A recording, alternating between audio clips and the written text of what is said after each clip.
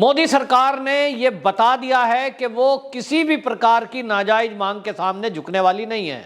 संसद में विपक्ष का हंगामा और उस हंगामे में सस्पेंशन और उस सस्पेंशन को वापस माफी के बिना नहीं लेना, ये बता दिया है कि मोदी जी किस मामले में बिल्कुल सख्त हैं। वहीं आपको बताएं, पूरा विपक्ष किसान आंदोलन को लेकर किसानों को भड़काने की एक और कोशिश में मल्लिकार्जुन खड़गे, जो कि कांग्रेस के सीनियर लीडर हैं, उन्होंने सदन के पटल पर बाकायदा सरकार को घेरने की कोशिश की और उन्होंने कहा कि ये जो किसान आंदोलन है इसमें 700 किसान मारे गए हैं, उनको मुआवजा दिया जाए। इसका जवाब देते हुए देश के कृषि मंत्री नरेंद्र तोमर ने कहा कि सरकार के पास कोई आंकड़ा ऐसा नहीं है कि 700 किसान मारे गए हैं इस आंदोलन में।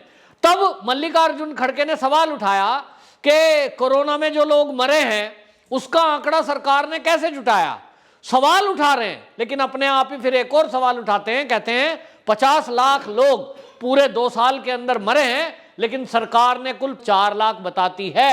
इस पर जो मल्लिकार्जुन खड़गे हैं वो सवाल सरकार से उठा रहे हैं, लेकिन अब सवाल उल्टा मल्लिकार्जुन खड़गे और कांग्रेस पर उठता है कि वो ये बताए कि जब सरकार ये कह रही है कि 2 साल के अंदर कोरोना से मरने वालों की मौत का आंकड़ा 4 लाख है, तो वो 50 लाख किस बिना पर कह रहे हैं।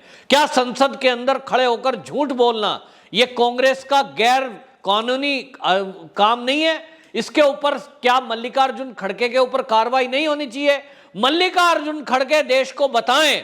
मैं इस वीडियो के माध्यम से, इस चैनल के माध्यम से पूछना चाहता हूं कि उनके पास ये आंकड़ा कहां से आया कि 2 साल में 50 लाख लोग कोरोना से मरे। क्या ये कांग्रेस का वही काम है जिस तरह से फर्जी लाशों को तैरने की तस्वीरें 2016 की उन्होंने दिखाई थी, जिस तरह से योगी सरकार को बदनाम करने की कोशिश की थी, मोदी को बदनाम करने की कोरोना पर की थी? क्या वही ये कांग्रेस का षड्यंत्र है कि वो संसद में एक बार फिर से कोरोना के आंकड़ों को गलत बताकर इस देश को बदनाम करने की साजिश रच रही है? क्या कांग्रेस किसानों को फिर से भड़का रही है? क्योंकि हम देख रहे हैं कि जो किसान नेता कुछ बोल रहे हैं, वो किसान नेता नहीं, फर्जी किसान नेता जो बोल रहे हैं कि 700 किसान मरे, इनको शहीद का दर्जा दो, इनको मुआवजा दो, और दिल्ली के आप पार्टी के तो कह रहे हैं 1 करोड़ रुपया और सरकारी नौकरी दो। सवाल ये उठ रहा है कि इनके पास ये आंकड़ा वास्तव में आया कहां से? अब मल्लिकार्जुन खड़गे जो सवाल सरकार से पूछ रहे हैं, मैं आपको बताऊं कि वो सरकार ने जो 4 लाख का आंकड़ा दिया वो कैसे दिया है। पूरे देश में ये डाटा इकट्ठा किया गया, जो डॉक्टर का सर्टिफिकेट है कि जिनको कोरोना हुआ था, कोरोना से मौत हुई, वो आंकड़ा 4 लाख है। लेकिन मल्लिकार्जुन खड़गे जी अगर 2 साल में टोटल मौतों की बात कर रहे हैं तो उसमें कोई हार्ट अटैक से भी मरा है, कोई कैंसर से भी मरा है, कोई रोड एक्सीडेंट पे मरा है, और अगर आप हॉस्पिटल के सारे आंकड़े जुटाओगे 2 साल के तो भी मेरा मानना है कि वो आंकड़ा 50 लाख नहीं पहुंचेगा। इसका मतलब आप भ्रम फैलाने की स्थिति कर रहे हो। अगर सारे जो स्वाभाविक मौत है इसमें वो भी हैं, आप अगर शमशान के आंकड़े जुटाकर ये कहो कि कोई 100 साल की अवस्था में बुढ़ा मर गया, कोई जो है रोड एक्सीडेंट में मर गया, कोई किसी कारण से मर गया, और आप कहें कि ये सरकार की जिम्मेदारी है, ये कोरोना में मरे हुए 50 लाख लोग हैं, तो आप ये भ्रम की स्थिति पैदा कर रहे हैं। एक तरफ जब सरकार और हमारे देश के वैज्ञानिक कोरोना से फाइट करने में दुनिया में एक बेहतर प्रदर्शन करने में कामयाब रहे हैं, ऐसे में सरकार को और देश को बदनाम करने का यह अधिकार कांग्रेस को किसने दिया? पहली बात तो यह है। दूसरी बात, कांग्रेस सोच रही है कि इस 700 लोगों की किसानों के आंदोलन में मारे जाने की अफवाह को फैलाकर वो इस किसान आंदोलन को आगे बढ़ा ले जाएगी। तो सवाल यह उठता है कि यदि कांग्रेस सदन के अंदर खड़े होकर यह कह रही है कि 700 किसान मरे, यह आंकड़ा वो कहां से लाए, ये मौत कैसे हुई? सवाल तो यह भी है। अगर वो कह रहे हैं कि कोरोना से मरे तो इसके लिए सरकार जिम्मेदार कैसे है? क्योंकि सरकार ने तो एक नियम जारी कर दिया और पूरे देश में लागू था कि लॉकडाउन है, इस लॉकडाउन के दौरान कोई भी अपने घरों से नहीं निकलेगा। नंबर 2, सोशल डिस्टेंसिंग का पालन करेगा। नंबर 3, मास्क लगा के रखेगा। नंबर 4, उसको वैक्सीनेशन लेनी पड़ेगी, और जब वैक्सीन लग रही है, सोशल डिस्टेंसिंग हो रहा है, इनका किसी का पालन Singhu border, Tikri border, Ghazipur border पर नहीं हुआ। ये किसान आंदोलन में इन नियमों की धज्जियां उड़ाई गई, इसका जिम्मेदार कौन है? क्या कांग्रेस इसके लिए जिम्मेदार है? तो कांग्रेस के लीडरों को इस कानून के उल्लंघन में जेल में जाना चाहिए। अगर कांग्रेस कह रही है कि हम साथ हैं इस किसान आंदोलन के, क्यों नहीं? क्या दिल्ली सरकार इसके लिए जिम्मेदार है, जिसने इस कोविड प्रोटोकॉल में, जहां आम आदमी अपनी पर्सनल गाड़ी में जा रहा है, कोई मोटरसाइकिल पे जा रहा है, उसके 2-2 हजार रुपए के चालान काटे? करोड़ों रुपया दिल्ली सरकार ने इकट्ठा किया, इस पर मुझे ऑब्जेक्शन नहीं है। प्रोटोकॉल है, नियम है, कायदा कानून उल्लंघन करने वालों के खिलाफ आप चालान काट रहे हैं, यह अधिकार है। लेकिन दिल्ली सरकार के वही टीसीडी के वॉलेंटियर और दिल्ली सरकार क्या इन बॉर्डरों पर बैठे हुए किसानों के चालान काटेगी? काटे थे? नहीं काटे, कोई उनकी तरफ से ऑब्जेक्शन नहीं हुआ। क्या इसका मतलब यह माना जाए कि दिल्ली सरकार इन आंदोलनकारियों को नियमों को ताक पे रखते हुए कोविड प्रोटोकॉल का उल्लंघन करने में साथ थी? तो दोषी इसका मतलब यह हुआ कि दिल्ली सरकार भी है, क्योंकि दिल्ली सरकार जब पर्सनल कार में चलते हुए लोगों का 2000 का चालान काटती है, मोटरसाइकिल पर चलने वालों का 2000 का गरीब लोगों का चालान काट रही है, वो लोगों को चालान घर में भेज रही है। यहां तक कि मैंने देखा कि कोविड के टाइम में दुकान खुली है, अगर उस पर कोई दुकानदार बैठा है बिना मास्क के, उसका चालान काटा गया है। तब इन किसान आंदोलनकारियों को क्यों छोड़ा गया, जो खुलेआम धज्जियां ही नहीं उड़ा रहे थे, भीड़ में प्रतिदिन इकट्ठे होकर यहां सभाएं चल रही थी, नेता भी उसमें गए? तो क्या इसके लिए दोषी उनको माना जाए कि अगर 700 मौत कोरोना से हुई हैं तो उसके लिए दिल्ली सरकार दोषी है? क्या इसके लिए कांग्रेस दोषी है? क्या इसका दोष इन किसान आंदोलन करवा रहे नेताओं पर जाना चाहिए?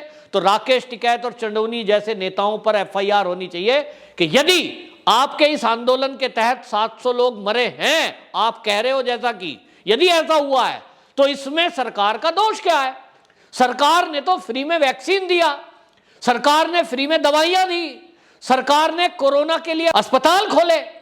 तब आप कोरोना में यदि कोई किसान मरने के लिए मजबूर हुआ है, आपने उसको रोक के रखा है, जैसा कि खबरें भी आई थी कि इन कैंपों के जरिए, इन आंदोलन के जरिए, इन जो आपने टेंट लगाए हुए थे, इनके जरिए, जिस तरह से एक टेंट में एक व्यक्ति लेटना चाहिए कोरोना प्रोटोकॉल के तहत, उसमें 5-5, 6-6 लोग लेटते थे। इसी से कोरोना हरियाणा में भी फैला, पंजाब में भी फैला, उत्तर प्रदेश में भी फैला। तो क्या इसके लिए राकेश टिकैत को जेल में डाल देना चाहिए? क्योंकि पश्चिमी उत्तर प्रदेश में जो तेजी से कोरोना फैला था, उसका एक कारण यह किसान आंदोलन था। तो इस पर आपको बता दूं, सरकार ने स्पष्ट कर दिया है कि चाहे हो विपक्ष, चाहे ये फर्जी किसान नेता, किसी के दबाव में, किसी की ब्लैकमेलिंग में केंद्र सरकार आने वाली नहीं है। कृषि मंत्री नरेंद्र तोमर ने बाकायदा संसद के अंदर खड़े होकर यह वक्तव्य दिया है कि सरकार के पास कोई रिकॉर्ड नहीं है कि 700 लोग मरे हैं। इसका मतलब ये 700 का आंकड़ा फर्जी है। कोई व्यक्ति इस आंदोलन में, हो सकता है हार्ट अटैक से मरा हो सकता है कोई स्वाभाविक मौत मरा हो सकता है घर में जाने के बाद किसी वजह से मरा हो, उसका इस आंदोलन से कोई लिंक नहीं है। सरकार इसके लिए दोषी कतई नहीं है। अगर कोई दोषी है तो इसके लिए वो हैं जिन्होंने ये आंदोलन ऑर्गेनाइज किया। तो अगर 700 लोगों को मुआवजा देना है तो मैं तो कहता हूं देश में योगी स्टाइल में ये मुआवजा देना चाहिए। और जितने ये किसान नेता यहां आए थे, इन नेताओं की संपत्ति को कुर्क करके, उस संपत्ति को जब्त करके सरकार उनको बेचे।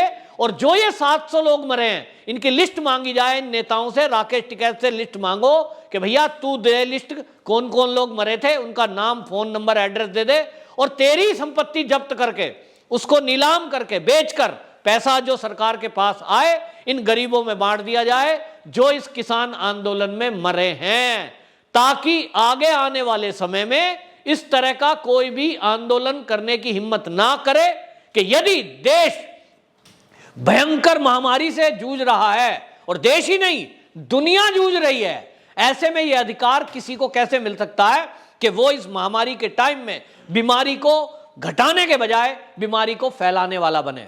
वहीं आपको बताएं, नरेंद्र तोमर ने सदन के अंदर बाकायदा कांग्रेस को कटघरे में खड़े करते हुए उन्होंने एक आंकड़ा पेश किया कि 2020 में जो महाराष्ट्र के अंदर मौतें हुई हैं किसानों की, 2567 मौतें हुई, और यह सबसे बड़ा आंकड़ा है। देश में यदि कहीं किसान मरे हैं आत्महत्या करके, मुसीबत में, गरीबी में, वो सबसे ज्यादा महाराष्ट्र में, जहां कांग्रेस की सरकार और आज तो गठबंधन की सरकार है।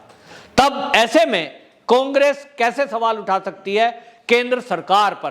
केंद्र सरकार ने जहां किसानों की जायज मांगे मान ली हैं, वहां ये नाजायज मांग बिल्कुल सरकार मानने वाली नहीं है।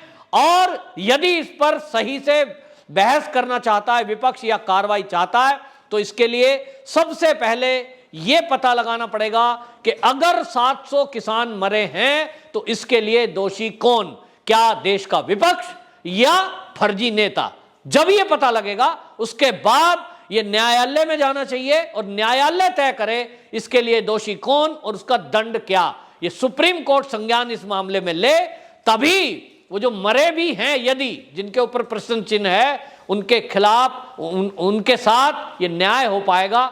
वरना ये जुमला है और ये केवल आंकड़ा है और ये फर्जीवाड़ा है, ये किसानों को भड़काने वाला बयान है। ये किसान नेता जो हैं, अब ये आंदोलन खत्म हो रहा है तो इससे बौखलाकर ये केवल और केवल एक एजेंडा सेट करना चाहते हैं ताकि ये 2024 तक इस आंदोलन को खींच सकें। लेकिन अब कोई मंसूबा ना तो कांग्रेस का सफल होगा, ना देश के विपक्ष का सफल होगा और ना इन फर्जी किसान नेताओं का सफल होने वाला है, क्योंकि ये आंदोलन 4 तारीख में और 5 तारीख में खत्म होने वाला है। वंदे मातरम।